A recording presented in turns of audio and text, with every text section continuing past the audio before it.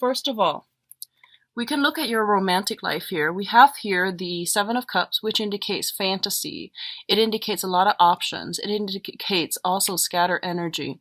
So you've got all these cups that are filled to the brim with like promises of a good time, of stability, of everything that you've ever asked for. So all of these options are coming through. There are many, many of them to choose from. Some of them are very, very good for you and some aren't so great. So the whole point here is that it's like being a kid in a candy store. You've got a lot of options on the emotional front that are trying to come through for you, and do as you may. Whatever you decide, just be very, very careful about where you are treading and which options you are choosing.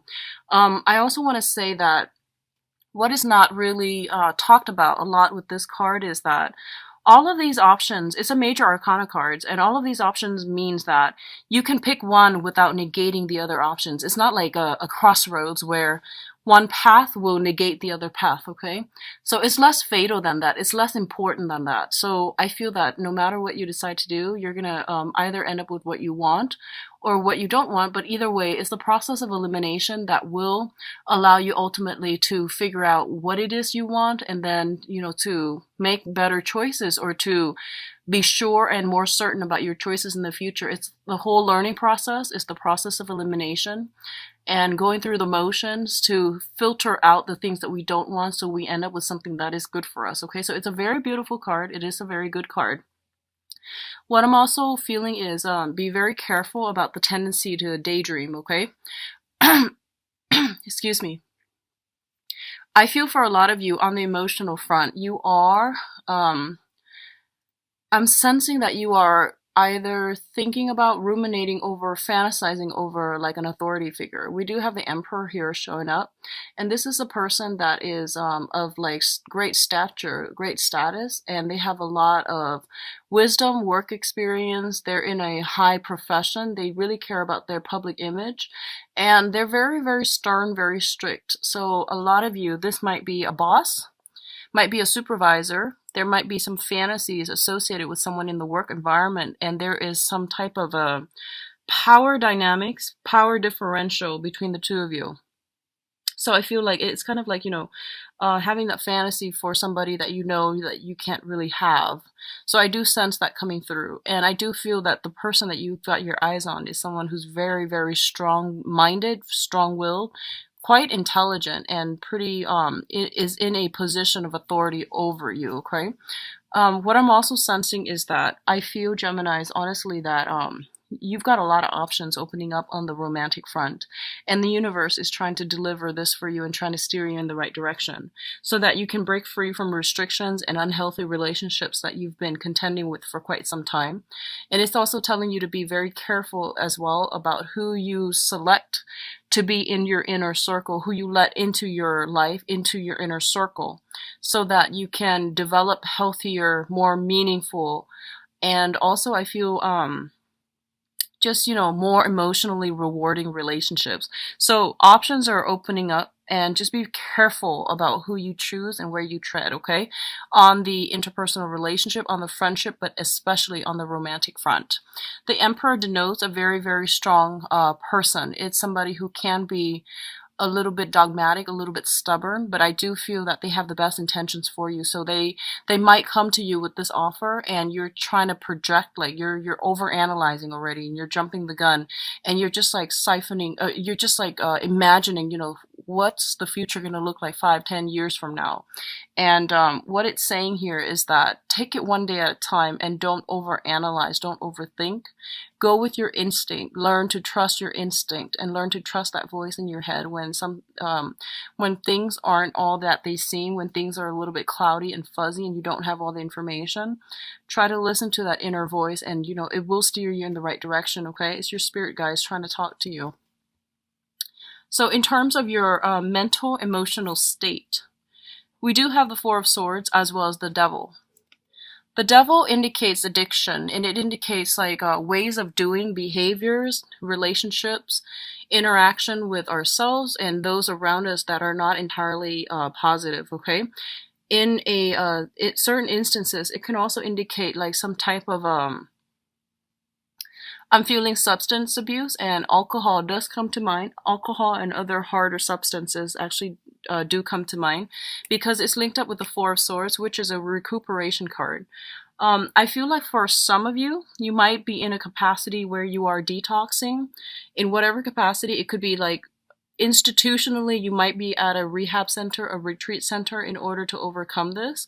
A lot of you are trying to find a little bit more emotional fulfillment, spiritual enlightenment in your own life so that you are potentially taking a retreat away from people, from civilization, in order to do some introspection, in order to get yourself in a space where you're able to listen to the inner voice and to get inner wisdom and to get higher spiritual guidance. Okay. Others of you might be seeking counsel, so you might seek somebody who's like a spiritual advisor as well in order to help you overcome these issues or to help you find answers for them. The devil is also a situation where, we are inundated. We don't know where to go. There is fear, there's restriction, and it's a very frustrating place to be. And I feel like rather than trying to fight it, because, it has such great control over us, a lot of you are trying to find ways to cope with it, or a lot of you are trying to find ways to extract yourselves. So I don't see a lot of movement happening in order to combat this, but I feel that a lot of you are coming to the realization that something in your life has been very, very restrictive for you. It could be physically a person, or just the way that you react to them, or just how controlling they can be. But a lot of you are starting to at least see this is a serious problem. I don't know how to fix it yet, but I'm going within in order to find a way for me to break myself out of this and to find a solution to handle this issue. In terms of what's coming through for your communication, we do have the Eight of Cups and the Eight of Swords. So the Eight of Cups indicates a situation that is no longer emotionally fulfilling for us or is nurturing us emotionally. So we are choosing to walk away from it. And in the process of walking away, a lot of you might have not implemented that physical, extraction process. And you are thinking, well, if I walk away from this right now, I'm going to find myself very, very stuck, very isolated, and very alone. I might not have, any support, emotional support, financial support. So what do? So a lot of you might not have implemented anything at this point, mainly because you are fearing that in the process of walking away, you're going to end up in this space where you're feeling very, very trapped. Okay. I honestly feel that some of you, might be stuck in a situation, and I feel like it might be a job where you are, working under somebody who has just very unrealistic expectations for you. They might be controlling, they might be difficult to work with, and I feel like job security was a major, major factor that's preventing you from moving on, okay, with that Emperor card. It's usually workplace related. And I feel that you've invested a lot of time. You were waiting for some type of a payout, which is promotions, which is kind of moving up the career ladder. And it's also indicating to me this is slaving away, getting promises to have a breakthrough or to be the top manager or the top position of that situation, to be on the top of that pyramid. And a lot of you are realizing that, it was somebody else that was painting this colorful picture, this beautiful picture in order to make you stay. But the reality is that the situation is very restrictive. You weren't really going anywhere. And I feel that this is the month in which you realize that, it's a pipe dream. They were selling you a pipe dream, and you have to walk away from this situation. The offer that was made to you, or that was continually came your way from the other person, was a pipe dream. You started to realize this, and you're at a place now where you're just like, okay, I'm very upset with this. So what do I do? How do I move forward? What is my contingency plan? What's my plan B? Because I feel like before it was all eggs in one basket because you trusted that other person. And now you realize that, oh, they were just, feeding me all these ideals just so that I could stay, just so that I could be complacent and compliant. But they had no intentions of moving me up all along. They had no intention of boosting me up. So I feel that you're trying to walk away and you're trying to do it in a manner where it's not like burning bridges, where it's not a breach of your contract. So you might be contractually obligated to stay and you're trying to, break away for this month. And I definitely feel if it's a situation you're dealing with that involves like, breaching contracts or breaking some type of contracts in order to free yourself. I definitely feel a lot of fear of reprisal, a lot of fear of retaliation as well. So I feel a little bit of a hostile energy coming through, and I'm doing this recording like the very last week of August. So I feel like for some of you, this energy might have come in already and you're at a point where you're just like, what do I do next? Like, what's my next step here? And where do I go? Which direction am I turning to? And I do feel that they're saying here with the Five of Pentacles is a situation in which we are lacking in a sense of direction, lacking in faith in people and in life. And when we're operating from this kind of like this space of suspicion, we have our guard up and we are like in full blown paranoia and things like that. So it's not conducive for attracting a lot of abundance and opportunities and even people that are going to be good for us when we're constantly on the defense, when we're constantly like mired in this state of emotional and spiritual lack and lacking in self-confidence in ourselves as well.